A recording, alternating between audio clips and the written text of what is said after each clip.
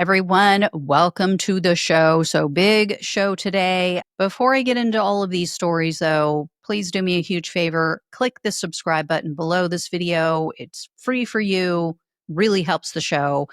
So, I greatly appreciate it. As you may know, Donald Trump recently floated the idea of changing his deportation policies. So he had posted on his failing social media site that changes were coming. And the reason he gave is that he's worried about farmers and hotel owners losing their staff. Yeah, well, Taco caved. He caved again. This is after he received a ton of MAGA backlash. And now he doesn't care. Doesn't care about the farmers, doesn't care about the hoteliers again. So, I thought I would dive into some of these stories about how much Trump is destroying the farmers who voted for him. And it's not just with the deportations, this is also about the tariffs. Before I get into these details, though, I want to let you guys all know how many farmers voted for Trump in 2024. So check out this graphic. This is from the USDA, and it shows that in some areas of the country, up to 96% of the farmers voted for Trump. So not all the areas, but some of them. The map, as you may have been able to make out there, it shows 444 counties. So these are all counties that are dependent on farming for their income. Trump won 433 out of the 444. And in each of the past three elections, he increased his share of the farmer vote. So they weren't turned off by this, but I'm assuming too, it's because he helped them out. Remember, for his first administration, he gave them a bailout of our tax dollars. So he caused the problem for them and then gave them our tax dollars to help them out. And check out this graphic. This is also from the USDA. It shows that Trump received 73.1% of the vote in 2016. In 2020, that increased to 76.1% of the farmer vote. Then last year, 2024, it went all the way to 77.7%. So he has almost 8 out of 10 farmers in America voted for this man, and he is completely decimating them. He is destroying their businesses in more ways than one. And I have proof to share with you guys. So NPR they spoke with a Washington state farmer. The guy's last name is Moyer. He said Trump's tariffs are driving up the cost of equipment, and it's making things very tough for him and for other farmers that he spoke with. He was saying, like, this guy didn't actually come right out and say that he voted for Trump. But he said, yeah, I try not to talk politics with people. Yeah, I try not to get into that. It's just a touchy subject. But he told NPR, quote, the assumption was that it would have been done strategically with some thought and planning.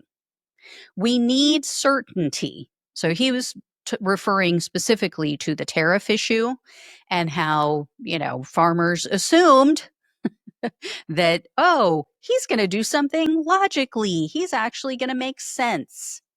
No. Moyer also said, once you lose foreign buyers, you can't always get them back. He told the reporter, quote, if you turn the relationship off, it's a lot harder to turn it back on and get that back when in the interim, the person that you're trading with found somebody else. And then another farmer, a guy named Byron Ben or Bean, I think is how you pronounce it, Behne. He told NPR that the farmers he knows were confused and put off by Trump's attitude about this whole thing.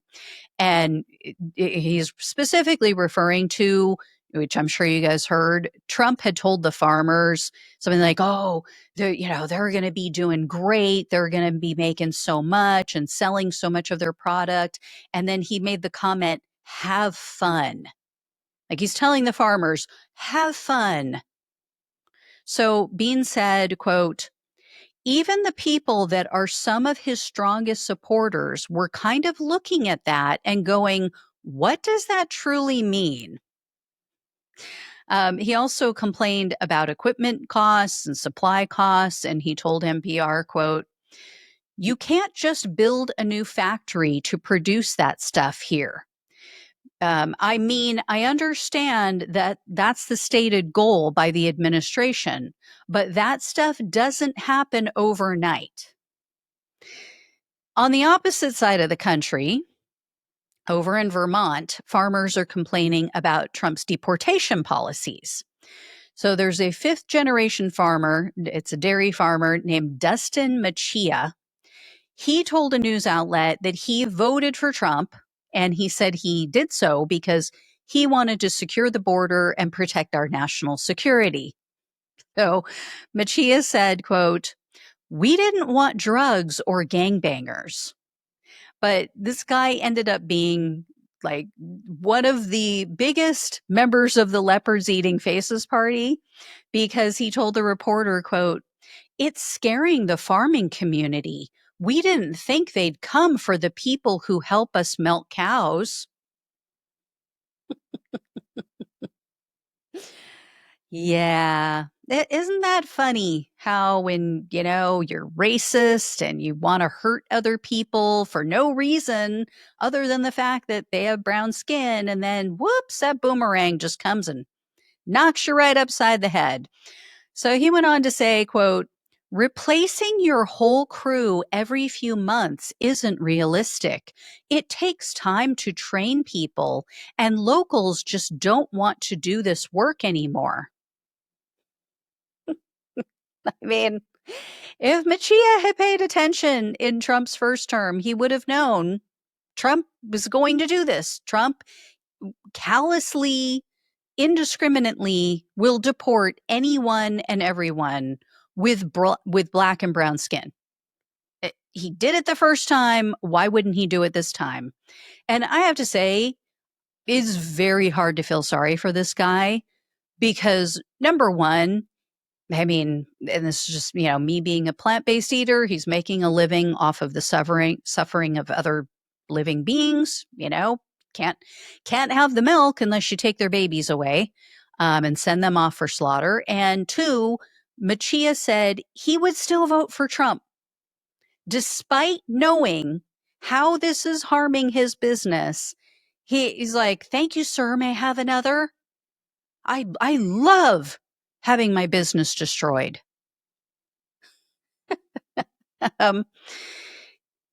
Next, I have a story about farmers. This was from the Washington Post. These are Kansas farmers, a guy named Jacob Thomas and his family.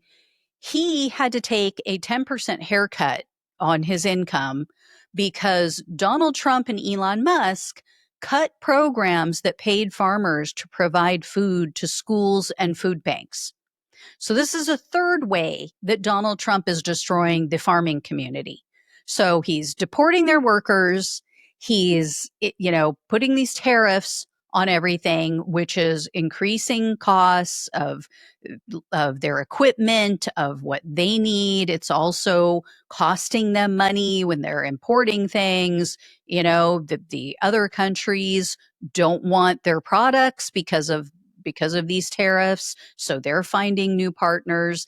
And then you have this, them taking away all of these programs, which these farmers relied on for a good chunk of their income. And Thomas also had planned to expand. He was going to be, expanding his buildings. He was going to be building new things on his property and, expanding the types of produce that he grows. So that all had to go on hold. That's now on hold because of this federal funding freeze. And this froze grants to farmers. And the Washington Post said that Thomas and his wife and many of their neighbors all voted for Trump. They wrote, quote, "For many, the pride they felt when the president spoke of his love for farmers in his March 6th address to Congress has given way to a growing sense of helplessness, frustration, and anger." As for Thomas, he told the Washington Post, quote, "We're barely making it. Our idea of an extravagant vacation is going to Omaha to the zoo." And his wife, Jennifer, said that their finances have gotten so bad that they don't even talk about it in front of the kids anymore. Now, to be fair, this Thomas guy, he said that he is a Republican, but, quote, he very much dislikes Trump. He actually supported Nikki Haley in the past, and he reluctantly voted for Trump because he felt that Trump was the quote unquote lesser of two evils. Imagine thinking that Donald Trump is the lesser of two evils in any scenario other than like Hitler, Satan. I mean, like, how? Who? Anyway, now Thomas is saying, quote, "For the first time in my life, I don't trust the government is going to follow through on their word." Because previously he had said, "Oh, when you have a contract with the government, that's it. Like you're good to go. You're golden, right? You're good to go." Couldn't get more secure than a contract with the government. And now those contracts have all been ripped away from him. So he's no longer a believer. And I have another story. This one comes from the New Republic news outlet. They reported on a Kansas farmer who got stuck with a $55,000 bill for renewable energy upgrades to his property. So again, this is after Donald Trump and Elon Musk and his little Doge boy band froze the USDA funds that were tied to Joe Biden's Inflation Reduction Act. In the same article, they shared the story of a Georgia farmer whose entire business model was based on and funded by supplying food to poor children in the community. Between the federal funding freeze, though, and potential cuts to the SNAP program, which is, the new food stamp program, that farm is now struggling. The New York Times also shared a story about Austin Flam and his cousin. He has a cousin named Parker. They're both, I think it was like fifth generation farmers or something. They were making very good money. They were selling produce through another Biden era program. This was to help feed needy families. And Flam said, quote, "It was a win for us on the farm, and the food banks that are constantly looking for donations had something to offer." So, the farmers are making money off of this. The food banks had food, the schools had food. So this was like all around a win. But the Trump administration, as you all know, they, and the Musk cuts, they tanked that program. And so Flam told the New York Times, quote, "When you're talking about providing nutritional assistance to low-income families, what is more nonpartisan than that? There's poor people on both sides, and everybody needs a meal." So this is what Trump is doing to farmers across America. And Republican lawmakers like to point out that, well, some of these Biden era programs, these weren't meant to be permanent because, and this is true, some of these were put in place during COVID, when the country was shut down, when imports were not coming into the country because of COVID. We had to rely on what we had here in the country. We had to rely on farmers who had food for the American people because we weren't able to import a lot of stuff. So the Biden administration put in place these programs that would give government funding to these farmers. So it's helping the farmers, giving them a source of income. And then they would provide food to these food banks, to the schools or what have you, or after school programs or, various other things going on in the community.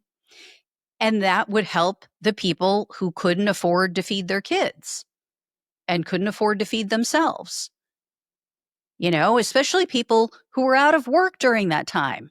I mean, the lockdown was for everybody. So there were a lot of companies that shut down and people had no income. So even people who used to be making good money, had a good source of income, all of a sudden their employer shut the company down because the government told them they had to. So, people that normally weren't going to food banks were now in trouble and needed this food, needed this assistance. But anyway, the funds in a lot of these cases that I just talked about, they were cut off before the program officially ended. So, for instance, in the case of Flam and his cousin, their program was cut short after a year. It was supposed to run for 2 years. They had a 2-year guarantee. So he was like, "Look, I'm not saying, oh yeah, I was going to go on forever and I was just going to count on this income, you know, forever and ever in perpetuity, but you promised me a 2-year contract. And so now I'm out after 1 year." And beyond the farmers, these cuts, as we all know, they're literally taking food out of the mouths of people who need it the most, especially children.